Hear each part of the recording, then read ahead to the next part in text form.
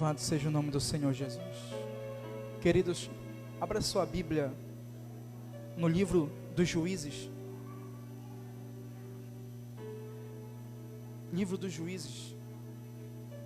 Depois do livro de Josué, livro dos Juízes, capítulo 6.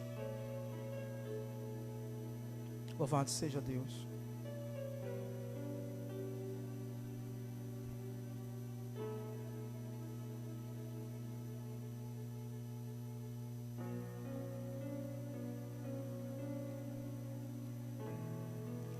Juízes capítulo 6, quem achou diz amém. Vamos ler a partir do versículo 1. Porém, os filhos de Israel fizeram o que parecia mal aos olhos do Senhor, e o Senhor os deu na mão dos medianitas por 7 anos, e prevalecendo a mão dos medianitas sobre Israel, fizeram os filhos de Israel para si, por causa dos medianitas, as covas que estão nos montes, e as cavernas e as fortificações. Porque sucedia que, semeando Israel, subiam os medianitas e os amalequitas, e também os do oriente contra eles subiam, e ponham-se contra eles em campo, e destruíam a novidade da terra, até chegarem a Gaza, e não deixavam mantimento em Israel, nem ovelhas, nem bois e nem jumentos, porque subiam com os seus gados e tendas, vinham como gafanhotos, e tanta multidão que não se podia contar, nem a eles nem aos seus camelos, e entravam na terra para destruir. Versículo 6, assim Israel empobreceu muito pela presença dos medianitas. Então os filhos de Israel clamaram ao Senhor. Versículo 7, e sucedeu que, clamando os filhos de Israel ao Senhor, por causa dos medianitas, enviou o Senhor um profeta aos filhos de Israel, que lhe disse: assim diz o Senhor, Deus de Israel, do Egito eu vos fiz subir, e vos tirei da casa da servidão, e vos livrei da mão dos egípcios, e da mão de todos quanto vos oprimiam, e o expeli diante de vós, e vós dei a sua terra. Coloque a mão no teu coração. Pai, uma vez mais eu peço, Senhor, fale conosco através da tua palavra, Senhor, que não venha ser eu, porque de mim nada tenho, nada posso. Estou totalmente dependente do teu Espírito, Senhor, porque eu entendo que quem tem poder é a Bíblia, não é o pregador. Então, através da tua palavra, nos direciona, fala conosco, Senhor, nos exorta, fale a cada coração aquilo que precisamos e necessitamos ouvir, não o que o nosso ego, o nosso eu quer ouvir, mas aquilo que realmente precisamos ouvir da tua parte nesta noite. Fale com cada pessoa, é que eu te peço e te agradeço, e a igreja que concorda diz: pode assentar, glorificando o nome de Jesus. Queridos, esse é um texto conhecido.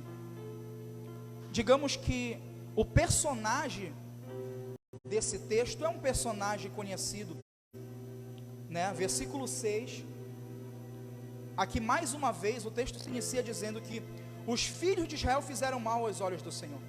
E o livro dos Juízes, ele é um livro onde nós vamos ver isso repentinamente se repetindo a todo momento. Toda vez que aparece essa expressão, e os filhos do Senhor fizeram mal aos olhos do Senhor, quer dizer que esse povo mais uma vez cometeu o pecado da idolatria. Sendo assim, se levantam juízes, e esses juízes, eles eram levantados como líderes espirituais, o líder que conduzia aquele povo e lutava por aquele povo. Aqui no capítulo 6, uma vez mais esse povo vai cometer coisas ruins, ao pecado da idolatria.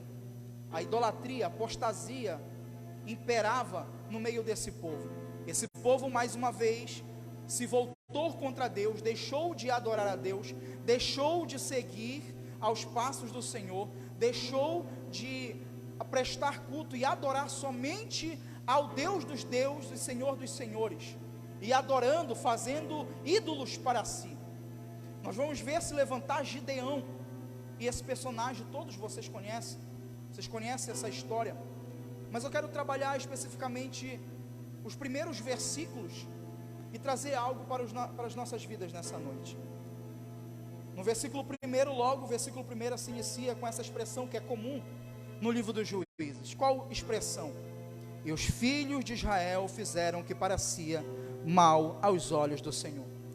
E essa é uma expressão que está sempre ligada ao pecado da idolatria. E nós vamos ver que esse povo vira as costas para Deus. Não é Deus que abandona esse povo, não é Deus que se afasta desse povo, mas é o povo que todas as vezes abandona Deus, deixa de adorá-lo.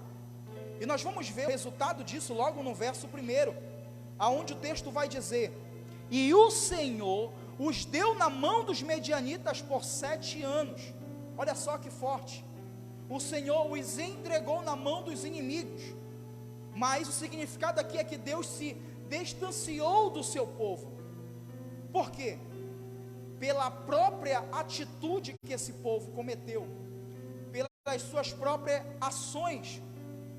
Eles se distanciam de Deus pelo seu pecado, pelas suas atitudes, pelas suas ações. Esse povo, eles mesmos, se afastam de Deus. Deus os entrega, Deus se distancia desse povo, e agora eles estão entregues na mão dos inimigos pela desobediência deles. Por eles serem desobedientes, eles estão na mão dos inimigos. O que acontece agora?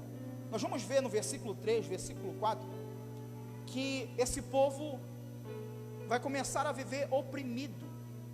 Eles vão fazer para si covas, cavernas, eles vão se esconder nos montes, vão ficar oprimidos com medo dos inimigos, vão viver agora oprimidos, se escondendo. Por quê? Os medianitas vinham, saqueavam, roubavam, destruíam toda a terra, toda a novidade da terra. Eles plantavam, mas eles não colhiam, porque o inimigo vinha e saqueava tudo, roubava tudo. Então eles estão passando por uma crise, pelo um tempo de opressão, um tempo de humilhação. Eles plantavam, mas não colhiam. Eles plantavam, mas não usufruíam daquilo que eles plantavam. Olha como esse povo está vivendo, com medo, se escondendo. Mas sabe o que é mais interessante? Que eles estão vivendo tudo isso dentro da sua própria terra. É isso que é mais interessante. Porque esse povo, Deus os entregou essa terra, Deus o deu essa terra, e eles estão passando por tudo isso em Canaã, na terra prometida, a terra que Deus os entregou. Eles estão passando por tudo isso dentro da própria terra. E tem algo muito forte aqui, irmão. O que, pregador? Uma coisa é ser escravo quando eles estavam lá no Egito, na mão de Faraó. Outra coisa é continuar sendo escravo dentro de Canaã, dentro da terra prometida, dentro da própria terra.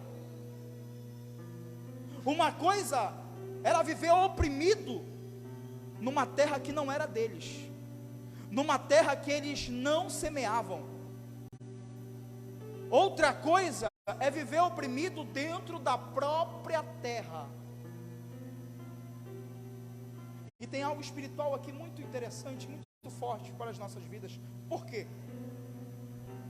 Porque muitas das vezes nós vamos viver escravizados pela nossa própria carne, pelo nosso próprio eu. O maior inimigo de você é você mesmo. O meu maior inimigo sou eu mesmo. E muitas das vezes vamos viver escravizados, dominados pelo nosso pecado, dominado pelo nosso eu, E ao invés de estar usufruindo dentro da própria terra, acabamos sendo escravizados dentro da própria terra. Pessoas que vivem uma escravidão dentro da casa, mas era para viver num lar harmonioso, alegre, feliz. Mas por viver escravizado, acaba não usufruindo da casa.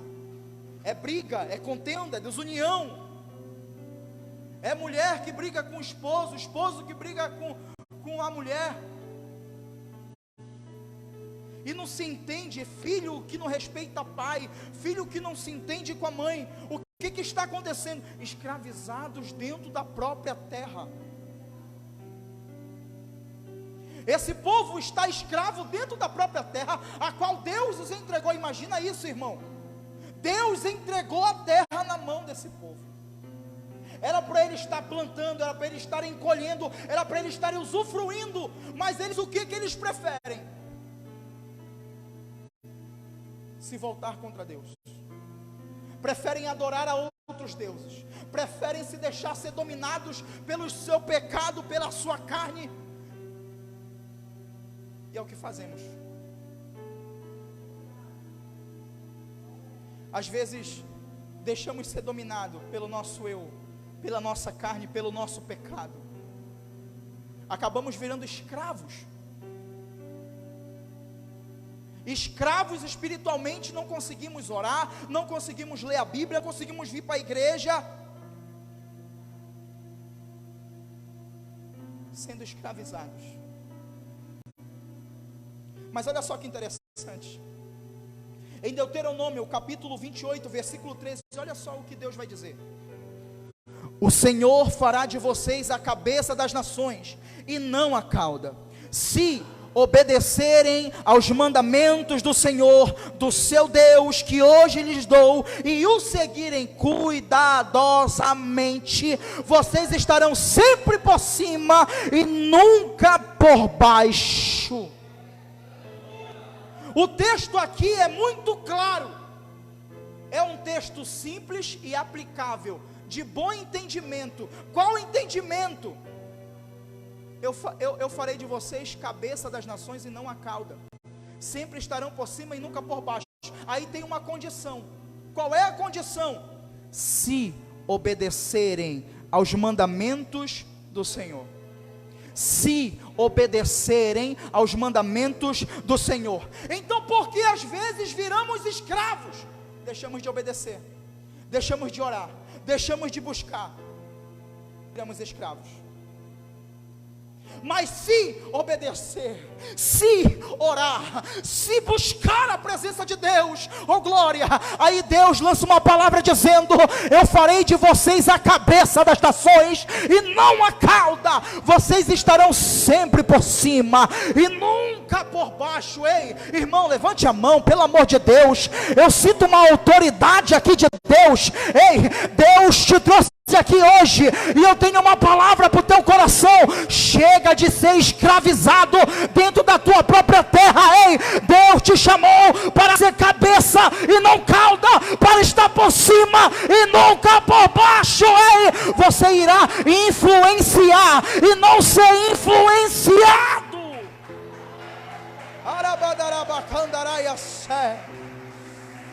Aleluia. Ei, você é o influenciador. Você influencia as pessoas para Cristo. Você é uma voz. Ei, dom é uma coisa. Tem gente que tem dom, mas pregar é uma ordem. Evangelizar é uma ordem, é para todos. É para todos. Você é a cabeça da tua casa. Você é a cabeça da tua família. Você é a cabeça da tua rua. Ei, chega de ser influenciado pelas coisas do mundo e está na hora de ser influenciador. Está na hora de tu ganhar a tua casa para Jesus. Está na hora de tu ganhar os teus amigos para Jesus. Está na hora de tu ganhar a tua rua para Jesus. Cabeça e não cauda. Cabeça e não cauda. Cabeça e não cauda.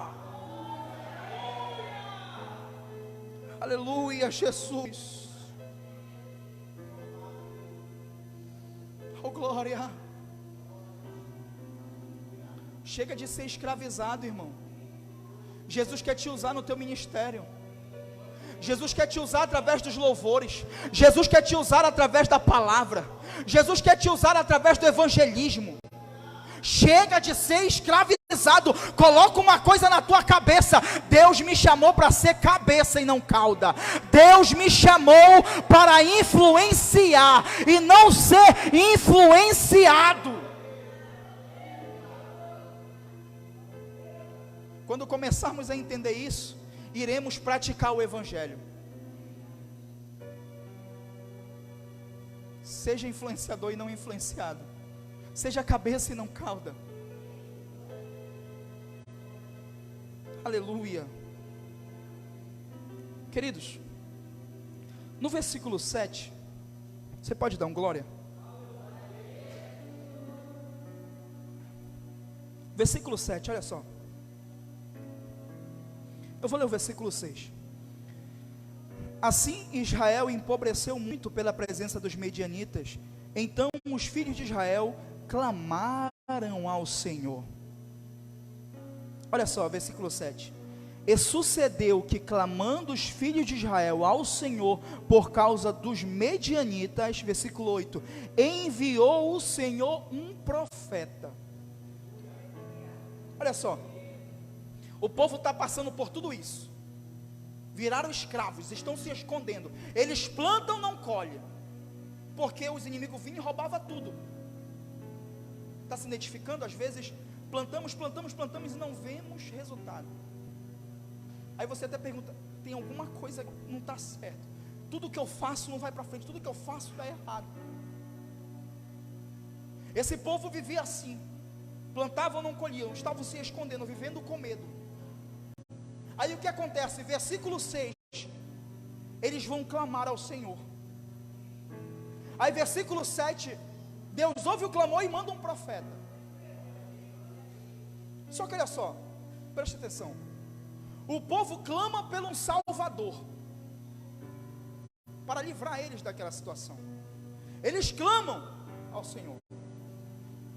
Mas olha só, antes de Deus enviar o Salvador, Deus manda um profeta.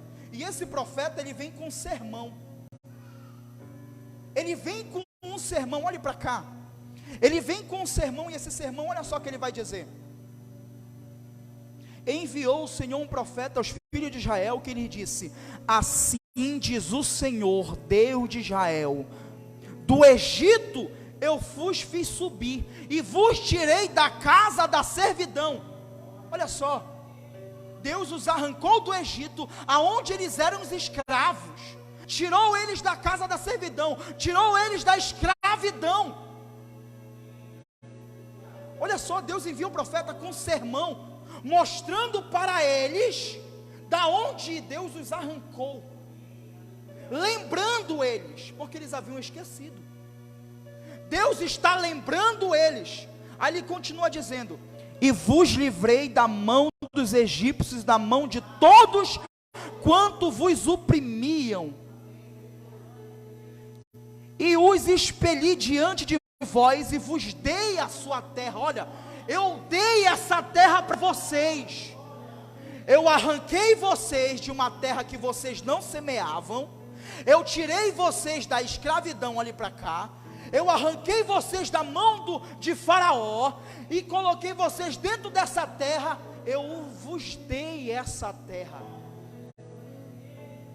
Olha que Deus está dando um sermão para eles, lembrando o que Deus havia feito por eles. Era como se Deus estivesse dizendo: vocês são um bando de ingratos. Vocês são um bando de ingratos, porque eu tirei vocês da servidão, eu tirei vocês da escravidão, e dei uma terra para vocês. E dei uma terra para vocês. Só que vocês foram ingratos. Mais uma vez fizeram mal aos olhos do Senhor. Sabe o que é interessante? Antes de Deus levantar Gideão como salvador, como libertador desse povo, Deus envia um profeta. Deus envia um profeta para quê? Com um sermão. Esse sermão para lembrar o que Deus havia feito por eles, porque eles haviam esquecido. Sabe o que eu entendo com isso? Às vezes será necessário Deus nos trazer um sermão, nos lembrar daquilo que Ele fez por mim e por você, para entendermos e reconhecermos o nosso erro, o nosso pecado. Talvez você venha aqui, a palavra fale contigo, te confronte. Não é que o pastor queira jogar algo na tua cara, não é que seja algo para ti, mas sim que às vezes a palavra precisa falar conosco lá dentro, lá no profundo. Ele precisa às vezes nos exortar para expor o nosso erro, expor o nosso pecado, para reconhecermos quem somos. Porque às vezes precisamos reconhecer quem somos: pecadores. Pecadores. O profeta exorta: vocês são ingratos, pecadores. Sabe, às vezes somos assim. Chega, me dói ver essa palavra, porque eu me coloco no lugar como se Deus estivesse me exortando, de tantas coisas que Ele faz por mim. E às vezes eu olho minhas atitudes, eu vejo as minhas ações, eu penso nas vezes que eu murmurei, que eu reclamei, e eu fico pensando, quantas vezes eu fui ingrato para Deus, quantas vezes eu agi de ingratidão diante de Deus.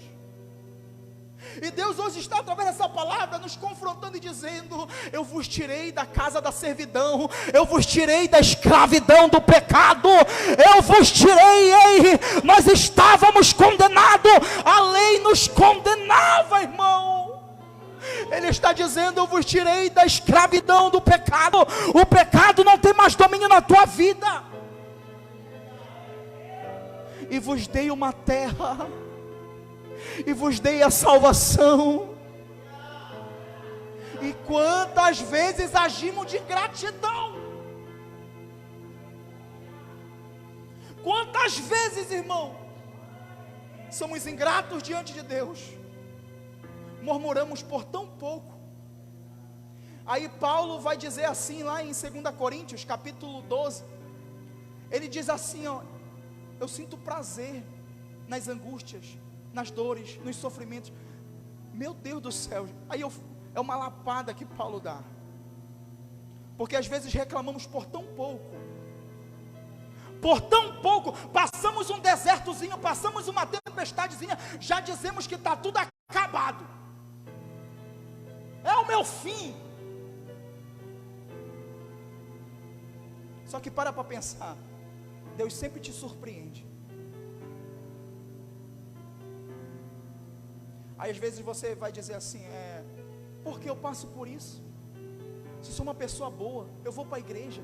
Irmão, olhe para si mesmo. Quando você passa por uma tribulação, por uma tempestade, ou quando você quer algo de Deus, Deus não te dá.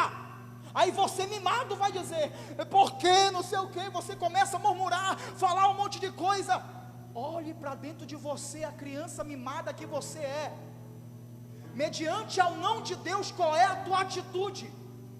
Aí você vê a tua atitude, aí você se faz uma autocrítica, uma autoanálise e diz se você merecia ou não receber.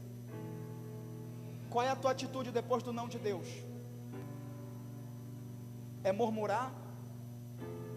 Ou é cantar aquela música que tem, que se a porta fechar, você adora; se ela estiver aberta, você adora; se está enfermo, você adora; se está com saúde, você adora. Qual é a tua atitude? Oh, glória a Jesus. Eles clamam pelo Salvador, mas sabe o que é interessante? Eles precisavam entender o seu pecado, o seu erro, para se arrependerem. Aí Deus manda o profeta. Só que olha só, eles clamam pelo um Salvador, pela salvação, não por arrependimento, mas sim por remorso. Escute isso. Eles clamam não com arrependimento, mas sim com remorso. E há uma grande diferença entre arrependimento e remorso. O que é remorso? Eu vou ler para você o que Hernandes Dias Lopes vai dizer no seu comentário. Ele diz: olha, o remorso é um sentimento daquela pessoa que está triste, não porque roubou, mas porque foi flagrada e apanhada no ato do roubo. Essa tristeza produz morte, pois não vem acompanhada de arrependimento verdadeiro. Essa é a tristeza do remorso. Olha só, vou explicar para você. A pessoa que sente remorso, ela não sente o verdadeiro arrependimento, mas ela tem um remorso sobre a consequência do ato que ela cometeu. Se ela roubou, ela não se arrepende pelo roubo, mas ela sente um remorso porque ela foi flagrada. Não é um arrependimento genuíno. E esse povo aqui não se arrependeu. Eles tiveram remorso. Por isso que eles clamam. Eles clamam por quê? Não pelo seu erro, não pelo seu pecado, mas eles clamam pela consequência do erro deles. Qual consequência? Oprimidos, sendo escravizados, não estão colhendo, estão passando por uma crise. Aí eles clamam, mas eles não estão clamando por estarem arrependidos. E essa é a diferença. Essa é a diferença. E tanto que podemos ver no texto que o povo, eles lá na frente, Gideão vai destruir o altar que eles haviam levantado para Baal. Eles continuam, mesmo quando Deus levantou o profeta, eles continuaram adorando a outros ídolos.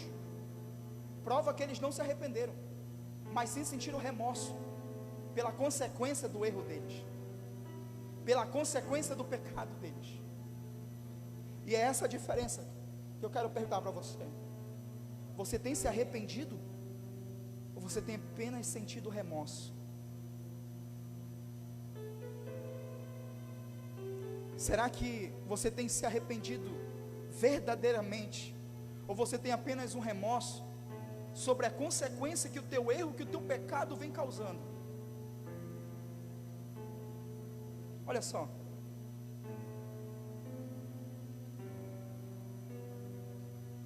Eles não deixaram de adorar os ídolos, porque se eles tivessem se arrependido, eles tinham mudado. Porque arrependimento traz mudança, mudança de caráter, mudança de comportamento, muda as nossas atitudes, as nossas ações. É esse o verdadeiro arrependimento. E eles não se arrependeram porque continuaram adorando a outros ídolos. Olha só, Paulo, ele vai falar sobre isso lá em 2 Coríntios, capítulo 7, versículo 10, olha só o que Paulo diz: a tristeza segundo Deus não produz remorso. Eu vou repetir: a tristeza segundo Deus não produz remorso, mas sim um arrependimento que leva à salvação. É a tristeza segundo o mundo produz morte. Olha só, a tristeza segundo Deus não produz remorso, mas sim um arrependimento que nos leva à salvação. Só que essa tristeza segundo o mundo, essa tristeza que tu tens sobre as consequências do teu erro, do teu pecado causaram na tua vida, financeiramente, dentro da tua casa, profissionalmente ou no relacionamento, essa tristeza que produz morte.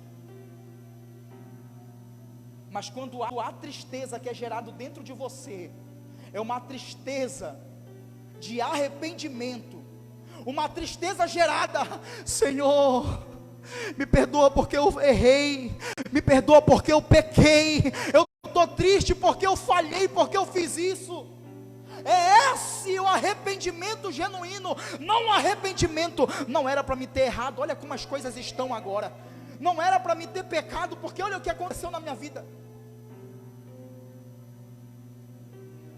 Você está entendendo, sim ou não? Aleluia.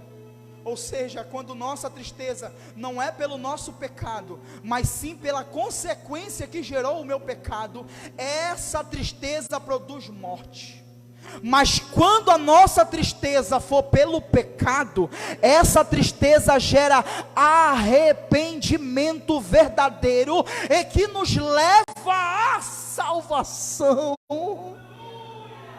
É esse arrependimento que eu vim pregar para ti nesta noite, irmão. Ei, é te mostrar o teu pecado, é expor o nosso pecado e gerar dentro de nós arrependimento. Oh glória, é o Espírito Santo de Deus, vai produzir esse arrependimento. Levante a mão, pelo amor de Deus, eu quero profetizar sobre a tua vida, que o Espírito de Deus vai produzir dentro de você o arrependimento genuíno, o arrependimento verdadeiro. E através do Espírito Santo, irmão, ele nos conduz ao arrependimento verdadeiro. Como, pastor? Através da busca, através da oração. O Espírito Santo vai te guiar a esse arrependimento. Romanos capítulo 8, versículo 14, olha só: porque todos que são guiados pelo Espírito de Deus são filhos de Deus. Eu vou repetir para você: porque todos os que são guiados pelo Espírito de Deus são filhos de Deus. Versículo 15: pois vocês não receberam um espírito que o escravize para novamente temerem, mas receberam o Espírito que os torna filhos por adoção, por meio do qual clamamos: Abba, Pai. Abba, Pai. Abba, Pai. Ei, é esse Espírito que te conduz ao arrependimento. É esse Espírito que te conduz ao arrependimento. E quando esse arrependimento é gerado genuinamente, ei, tem mudança de caráter, tem mudança de postura. Aquele que era beberrão, ele para de beber. Aquele que era fumante, para de fumar. Aquele que se jogava na prostituição, para de se prostituir. É o arrependimento genuíno, é o arrependimento verdadeiro. Levante as tuas mãos aos céus, levante as tuas mãos aos céus. O Espírito de Deus irá te guiar para o arrependimento verdadeiro, e você vai poder clamar com autoridade. Você vai poder clamar com autoridade: Abba, Pai. Abba, Pai. Abba, Pai. Abba, Pai. Porque aqueles que se arrependem, eles são guiados pelo Espírito, e aqueles que são guiados pelo Espírito, eles são filhos de Deus. Filhos de Deus. Filhos de Deus. Filhos de Deus. Levante a tua mão. Há uma graça aqui neste lugar. Espírito de Deus. Espírito de Deus. O choramadarabacandaraba, eremanarabatsuriandarabacandaraias.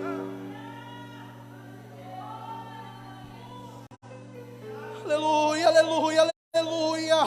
Primeiro, Deus nos confronta para expor o nosso pecado. Deus nos confronta para expor o nosso erro. Para quê, pastor? Para nós reconhecermos quem somos. E através disso nós nos arrependemos, não pela consequência do nosso erro, não pela consequência do nosso pecado, mas em si pelo próprio pecado, mas em si pelo próprio erro. E quando reconhecemos isso, ei, oh glória, aí podemos clamar: Abba, Pai. Aí podemos com autoridade clamar: Abba, Pai. Aleluia. Quem recebe o Espírito deixa de ser escravo da carne. Isso gera o verdadeiro arrependimento que nos faz clamar pelo Pai, pelo Abba, Pai. Aleluia, Jesus. Oh glória, que graça, que presença. Querido, já passou do horário, mas eu vou encerrar nesse versículo 8. E enviou o Senhor um profeta aos filhos de Israel, que lhes disse: assim diz o Senhor Deus de Israel: do Egito eu fiz subir e vos tirei da casa da servidão. Você pode dar um glória?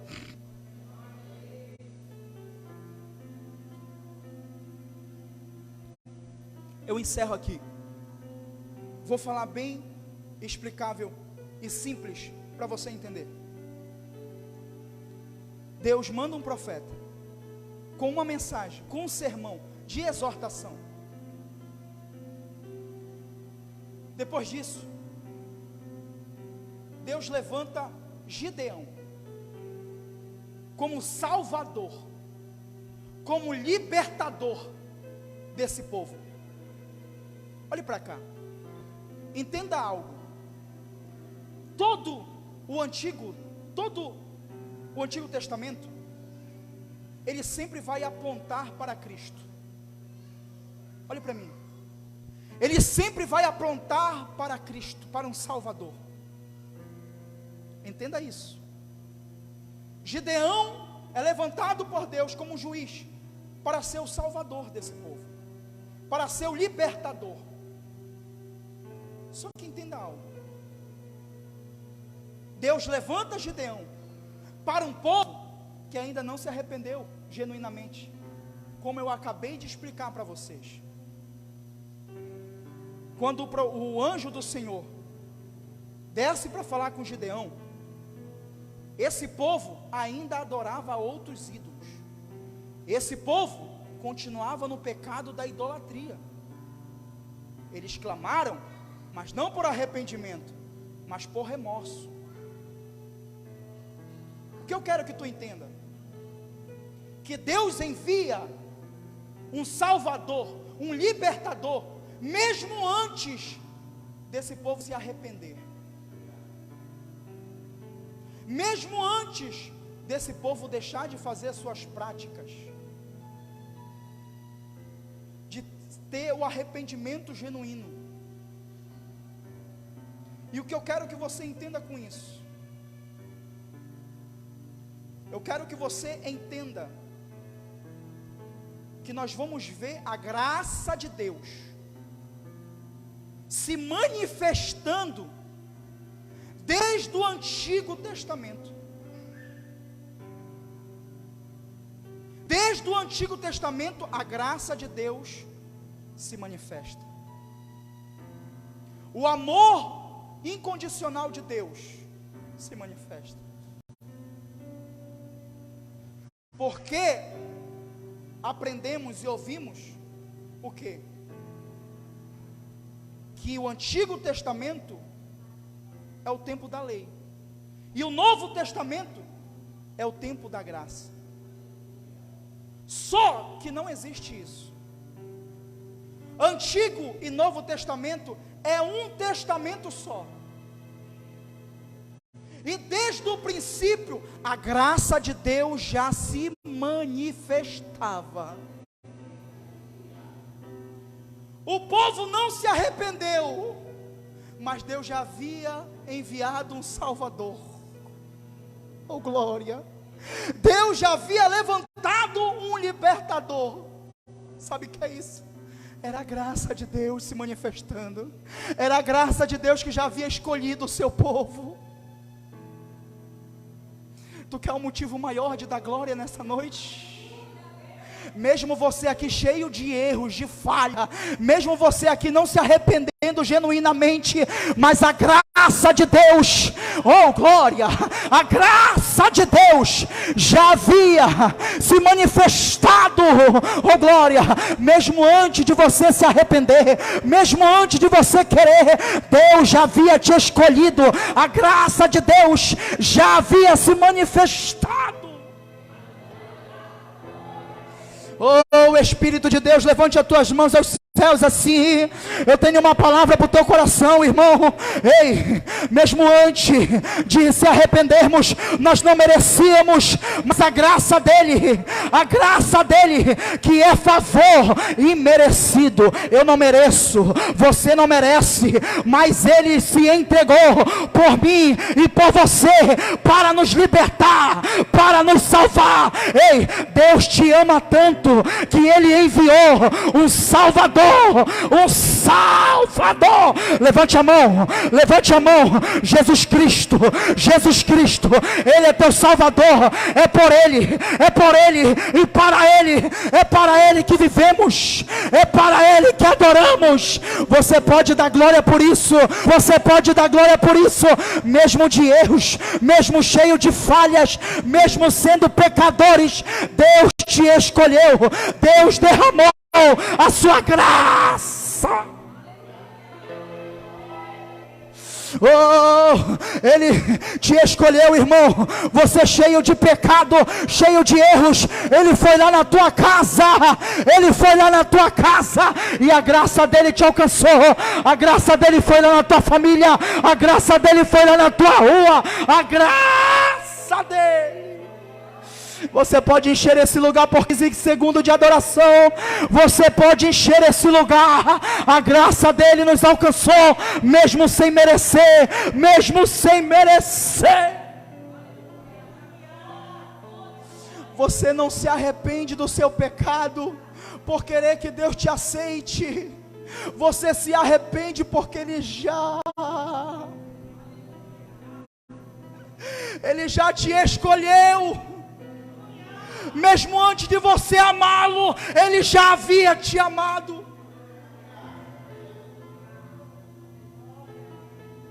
Oh, aleluia. Oh, aleluia.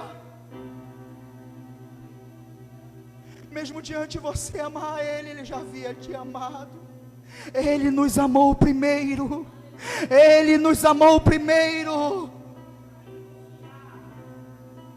Oh, glória. Não foi nós que fomos até Ele, mas foi Ele que veio até nós. Foi Ele que veio até nós. Por nós mesmos nós não queremos estar aqui nesse culto, ouvindo essa palavra aqui não, irmão. Ei, a minha carne, a tua carne não quer ouvir palavra.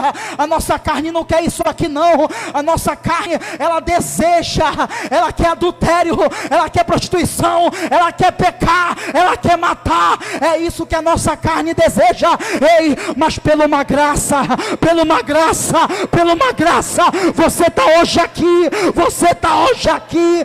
E o mínimo que você pode fazer é levantar a mão e adorar. É levantar a mão e adorar.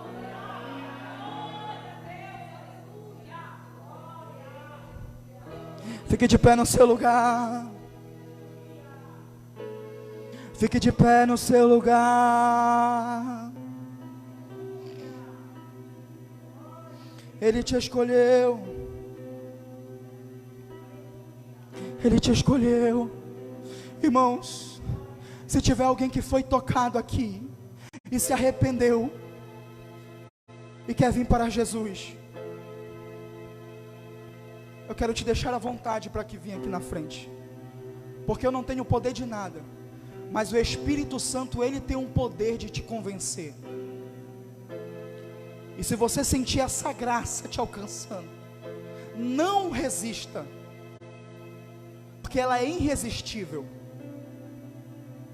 Vem aqui na frente. Coloque a mão no teu coração.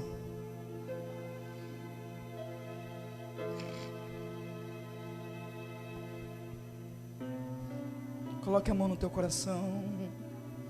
Sinta a presença dEle. Sinta o toque dEle.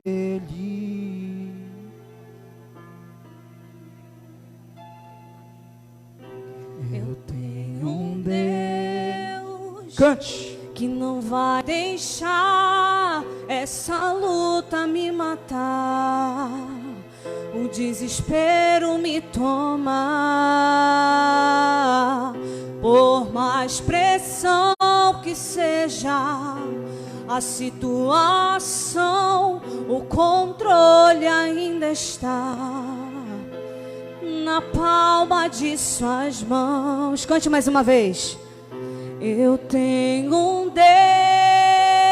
Deus que não vai deixar essa luta me matar, o desespero me toma.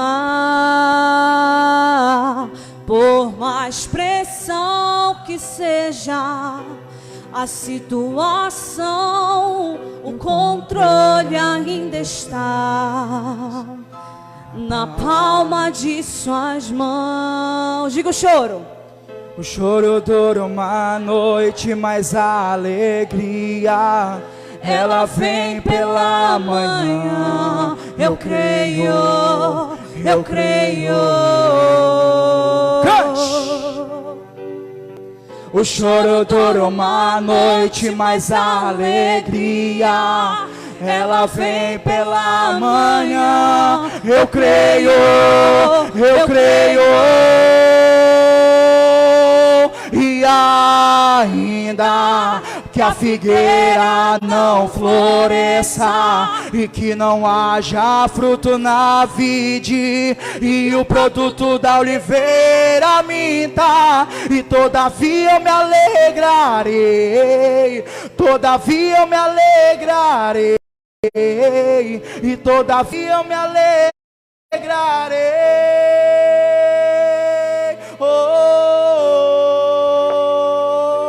E ainda que a figueira não floresça e que não haja fruto na vide e o produto da oliveira minta, e todavia eu me alegrarei. Seja cheio por essa graça, seja renovado. Seja cheio, seja cheio, seja cheio. Receba graça, receba graça, receba graça. Oh, o Espírito de Deus vai alcançando essa casa, vai alcançando essa família, alcança esse jovem. Que a tua graça, que a tua graça